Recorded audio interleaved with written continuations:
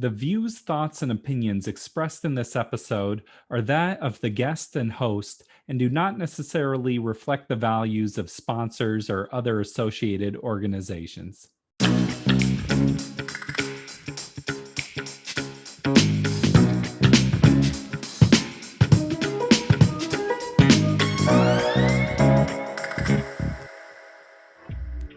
Welcome to the Parental Compass by Family Education and Support Services. I am your host, Bobby Williams. Like every episode, I ask you to please subscribe to the show. There's so much important information, and we want to be sure that you hear it. We have a very special guest this episode, researcher, Pediatric Board Certified Psychologist, and author Robert Pressman. Robert did a parenting study with 50,000 individuals across America, the biggest in its field. This information informed his book, How to Get Your Kid to Do Anything with Just 3 Words. Be sure to look it up on Amazon. Let's learn what these 3 words are.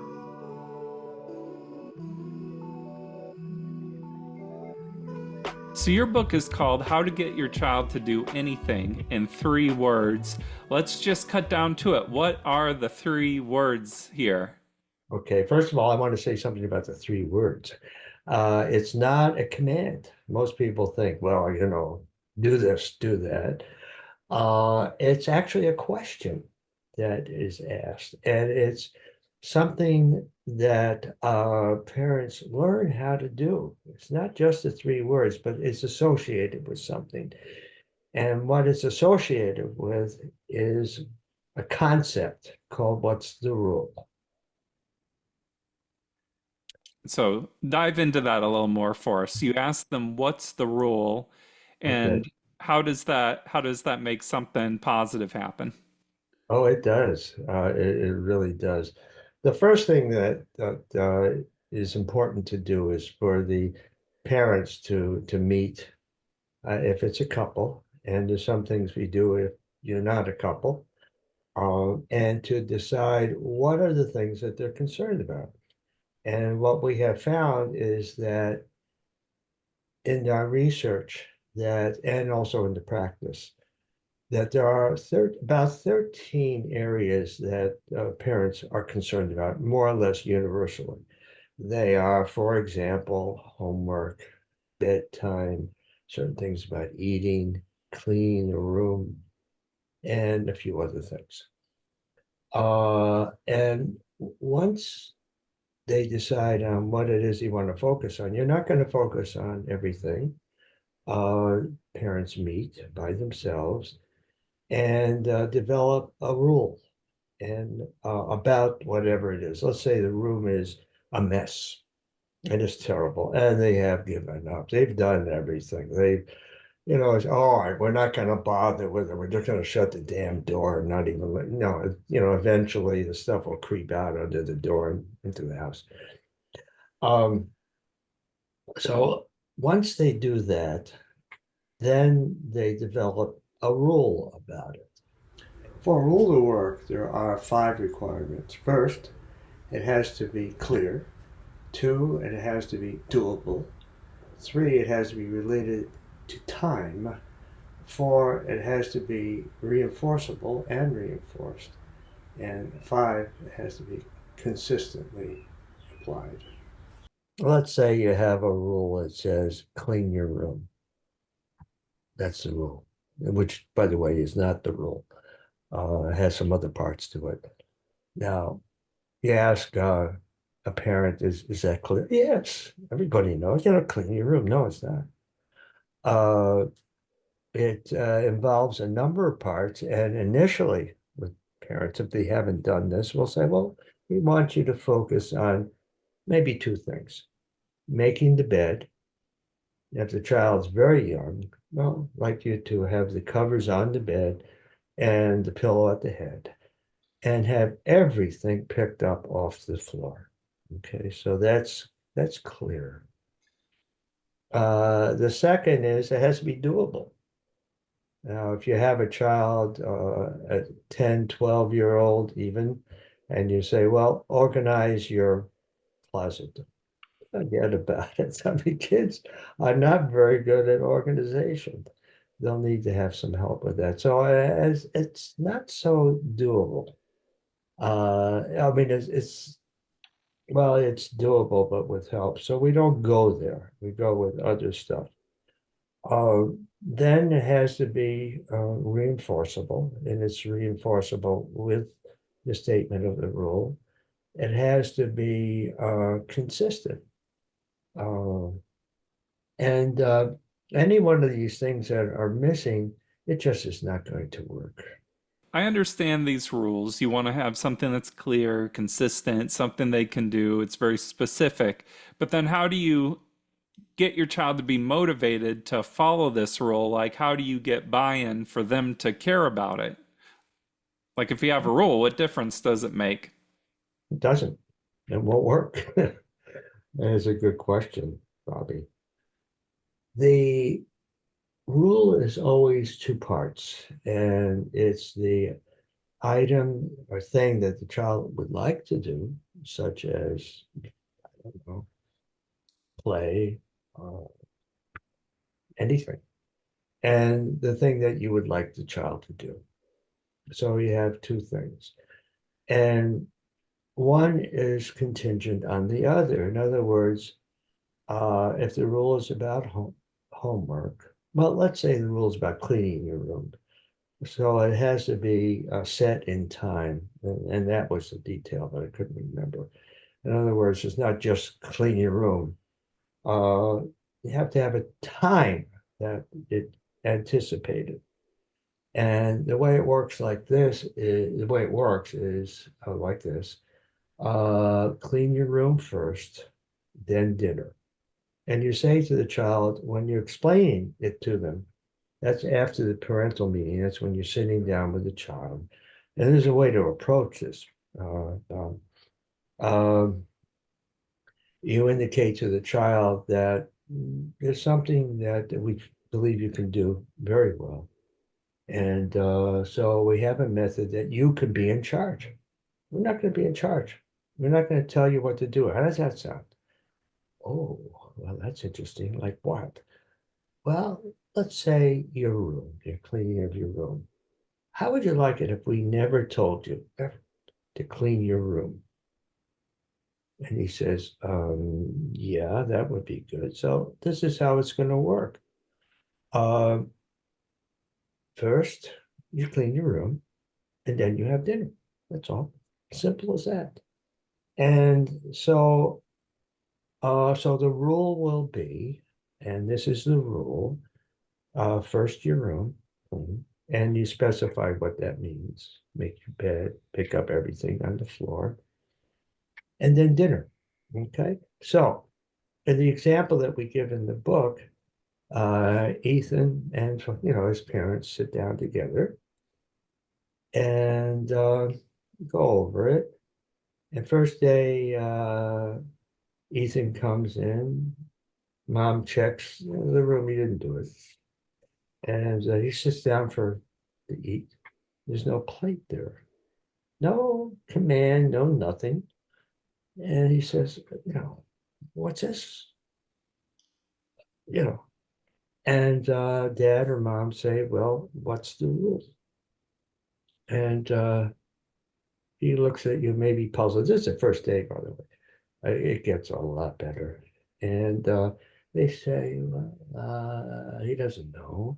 The rule is room first, then dinner. And then we go about eating. So it's over. Gets up. Okay.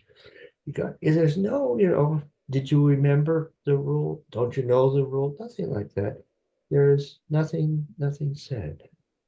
Now, second night comes down and he's ready. He sits down to eat and there's no plate there. And he looks at the parents and says, well, where's my dinner? And they say to him, well, what's the rule? It's not what's the rule, what's the rule? Well, all right, clean my room and then I have dinner. I said, "Mhm." So he knows something's wrong. He goes up to his room.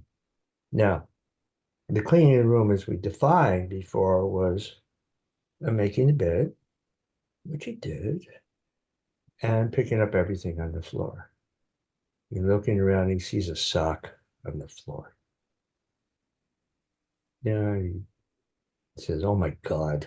He picks up the sock, he throws it in the hamper, he comes down, he has dinner. So that's kind of how it works. Uh, So you have to reinforce these rules consistently over a long period of time, and eventually you kind of develop your routine. You take, you attach the rule to some type of reward or something you get or part of the schedule. I imagine what you're going to get from a lot of young people is pushback on this or arguing, or what are the red herrings you got to look out for with this? I like to talk about red herrings, but we'll get to that in a way. Actually, it doesn't take a long time. That's the beauty part of this. It's usually settled right away with the child, and period. It's a self-learning type of thing.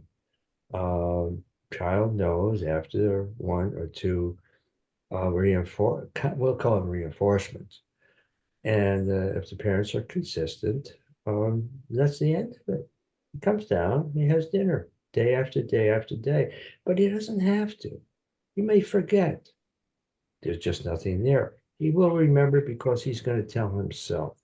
And he may be asked if he seems to have forgotten after the 50th time, what's the rule? But no, that bedtime homework, all that is it is very quickly done. Believe me. If this doesn't work that quickly, uh, um, we'd be out of business. Now, red herrings. Okay, you want to know about red herrings? Yeah. Well, red herrings are very compelling. Uh, if you say to a child, well, what's the rule? And the child says, I don't care about your damn rules. Okay. Well, that's a red herring because what happens is the parent starts to chase that behavior, forgetting about the room, the bed, the homework, whatever it is. And that's lost. They'll send him to his room. Well, what's he going to do in his room? He's not going he's not going to do anything. I mean, that was being asked for. So that's the red herrings. There's lots of those.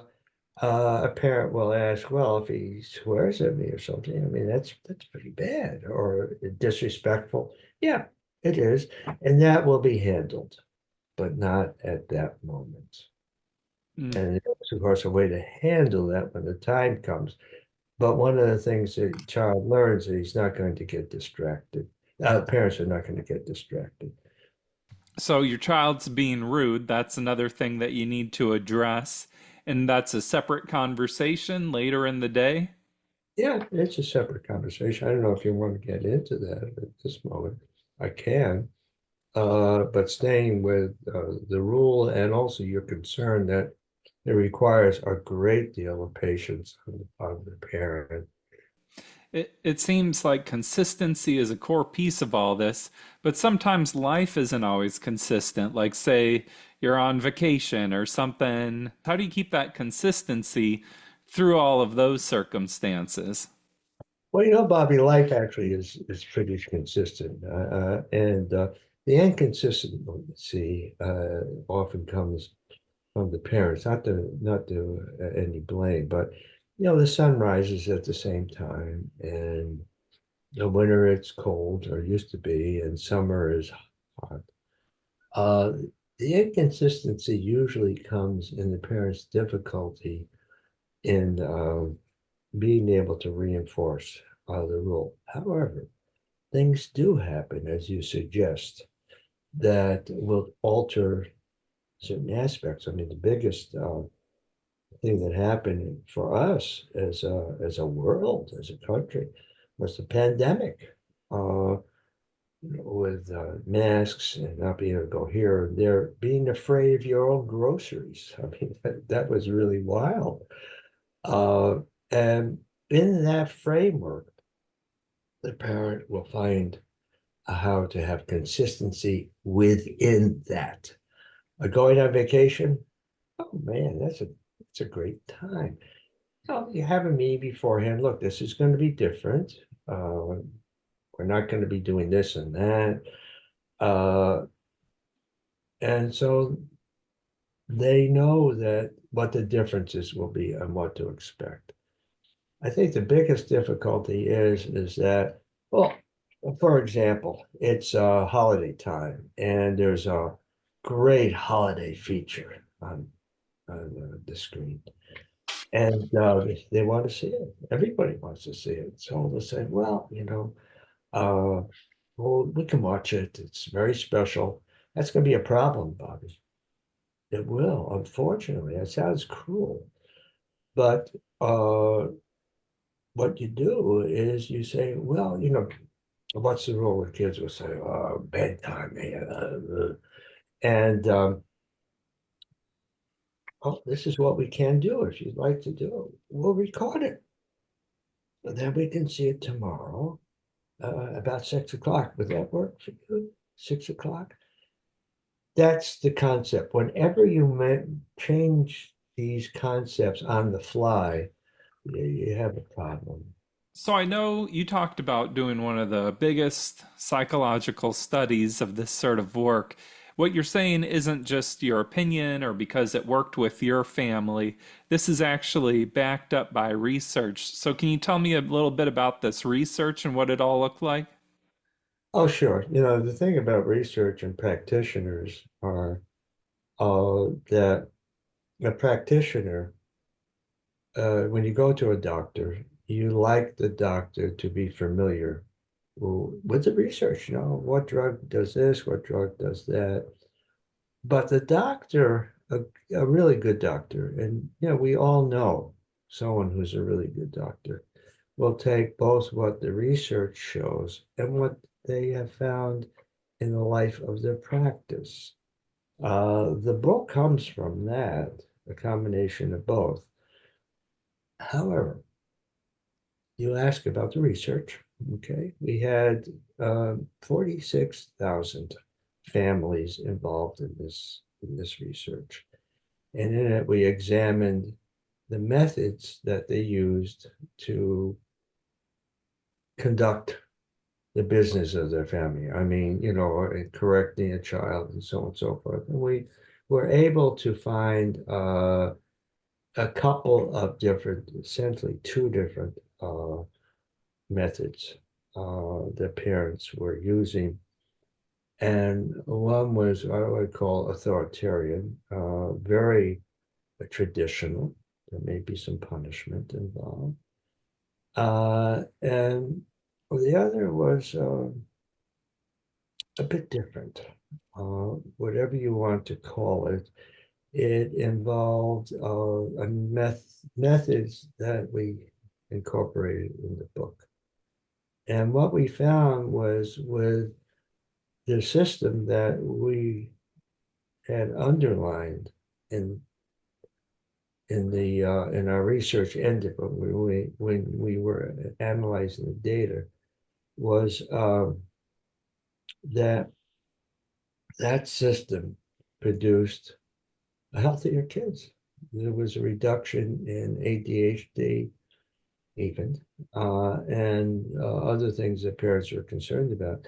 Dr. Robert Pressman, thank you so much for taking the time to do this today. Do you have any closing words or ideas you want to leave the audience with?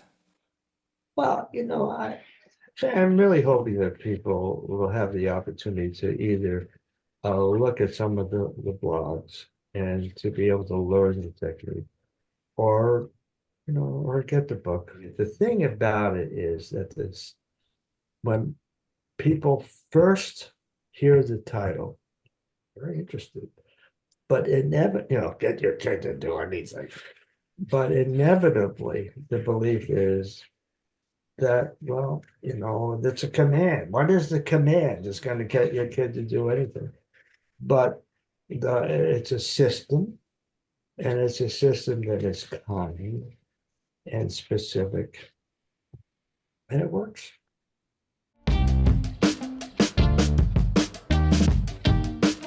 Thank you, Robert Pressman. How to get your kid to do anything with just 3 words. Look it up on Amazon. Thank you for being here. This has been The Parental Compass by Family Education and Support Services. I'm Bobby Williams. We'll see you next episode. Peace.